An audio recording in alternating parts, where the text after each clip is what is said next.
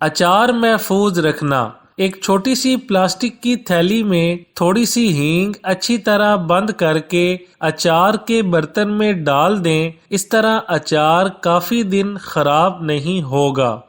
گوشت اور چنے گلانا۔ گوشت یا چنوں کو پانی میں ڈال کر چولہے پر رکھ دیں اور کسی ململ کے کپڑے میں 1 چمچ پتی کو باندھ کر گوشت یا چنوں میں ڈال دیں۔ آدھے گھنٹے بعد پتی کو نکال لیں، گوشت یا چنے گل چکے ہوں گے۔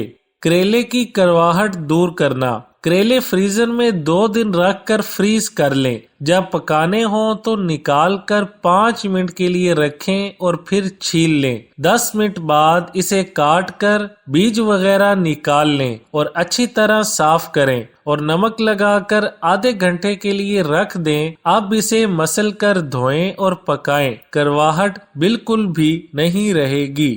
فرائی سبزی سے زائد تیل نکالنا۔ فرائی سبزی میں اگر تیل بہت زیادہ نظر آ رہا ہو تو اس کے اوپر تھوڑا سا بیسن چھڑک دیں، گھی یا تیل جذب ہو جائے گا اور مزے پر بھی کوئی اثر نہیں پڑے گا۔ بسکٹ کو تازہ اور نرم رکھنے کے لیے۔ بسکٹوں کے ڈبے میں اگر شوگر کیوب رکھ دی جائے تو بسکٹ تازہ اور خستہ رہتے ہیں۔